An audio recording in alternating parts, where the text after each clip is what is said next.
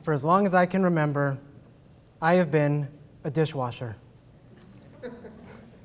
Not to brag, but if they were ever to hold America's next top dishwasher, I'd make the cut. When I'm standing at the sink, my back aching, fingers turned to raisins, working to get that grease stain in the corner of a Pyrex that simply won't budge, that's when I'm happy. But recently, my whole world was turned upside down. When my wife and I moved into our new apartment this past summer, we became the proud owners of a brand new Bosch 44 Silence Plus dishwasher. And it works like a dream. There's simply no way I can compete with that power. Before we moved in, I knew that as convenient as my life was about to become, I would feel something missing, a little piece of me I was leaving behind. Yeah, granted, it could always be worse.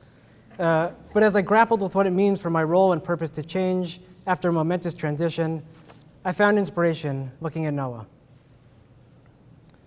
As we open Parshat Noach, we find God distressed about the state of the world.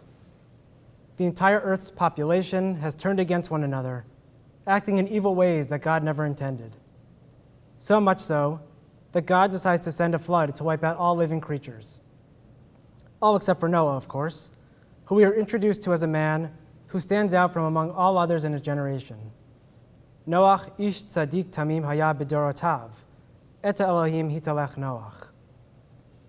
Noah was a righteous man. He was blameless in his generation. Noah walked with God. Noah is the only person in the whole Torah described as ish tzadik, commonly translated as righteous man. Much has been made about why the Torah added the qualifier in his generation. This unique introduction to Noah calls to mind debates we have today about what it means to be the greatest of all time. Take LeBron James, for example. A year ago this week, when he won his 4th NBA championship, all conversation turned to where he ranks, compared to Michael Jordan on the all-time list. But how can you compare the two when you consider how much the sport has evolved over the years? The two of them played in completely different generations. This begs a similar question to Noah. What does it mean to be considered the best or only the best of a generation? Rashi famously explains that we could read B'dorotav, in his generation, in one of two opposing ways.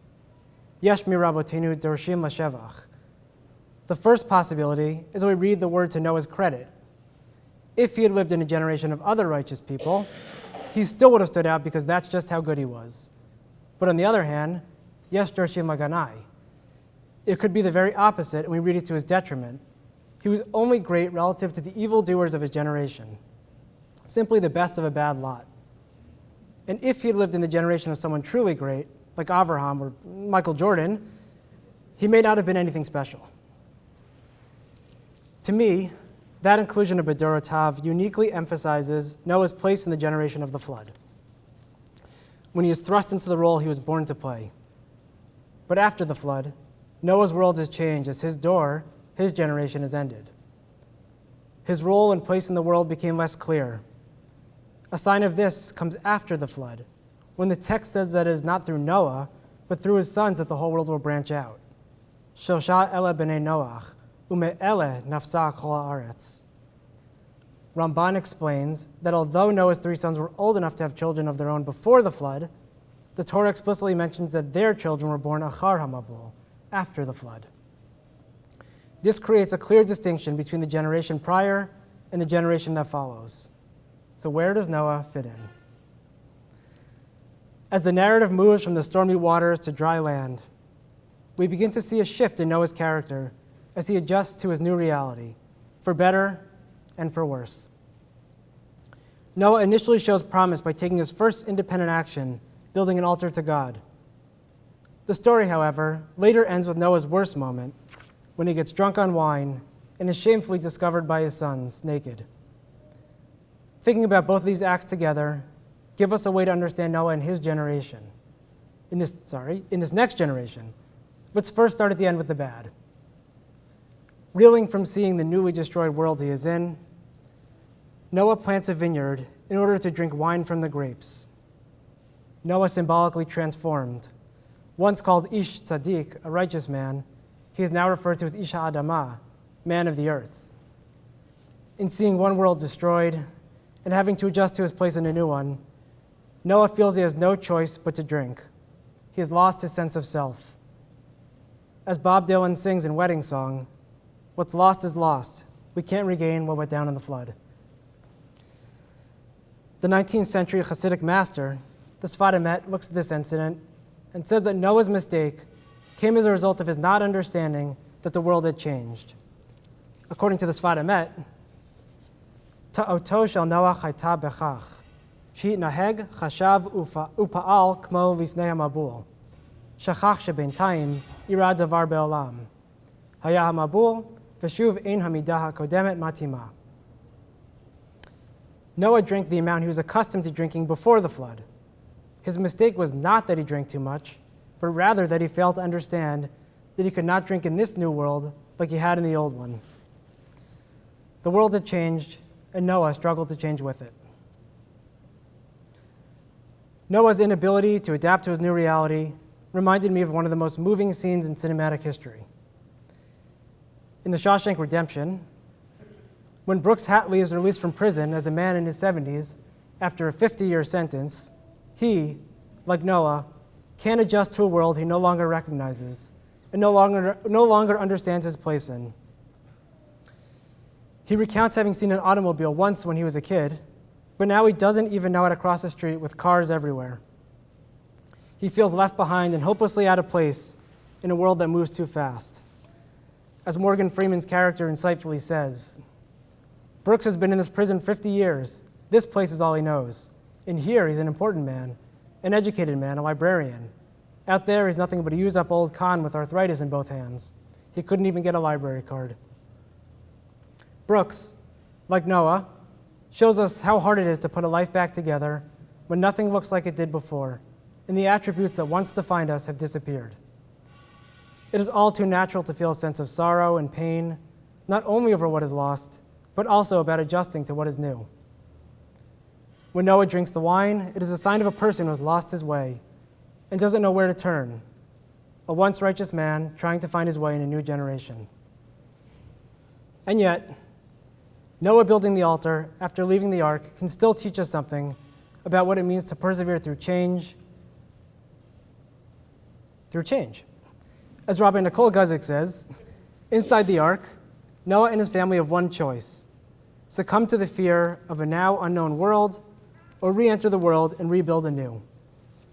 Noah's choice is the one we make daily: drown or rebuild. As we see with both the ark and the altar, Noah is inherently a builder. And when Noah leaves the ark and immediately builds an altar, this choice exemplifies the universal drive within us all when we face challenges, transitions, and hardship. We are meant to get out of the ark and live. In today's world, like Noah, we too have been forced to hunker down, waiting out a terrifying storm.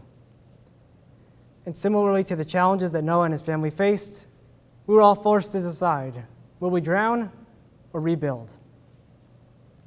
Noah's first action back on dry land speaks to who we are as people at our best. In the face of desolation, it is within the human spirit to rebuild and repair. And just as in Noah's final act, there's always going to be good and bad. Through it all, we may even begin to lose our sense of self and our purpose. But on the other hand, our innate drive to persevere will shine through. Reluctantly, very reluctantly, I can accept the fact that I've been replaced as a dishwasher. But this year, I'll undergo an actual transition as I prepare to shed the label of student and add the title of rabbi to my name. For the first time in a long time, I don't know what life will look like for me beyond the year ahead. With a mix of excitement and trepidation, I'll leave the comfortable and familiar walls of JTS, taking behind everything I've learned here with me in the next step. And while it is natural to feel nervous about the uncertainty of what's next, like Noah, we should all strive to continue building.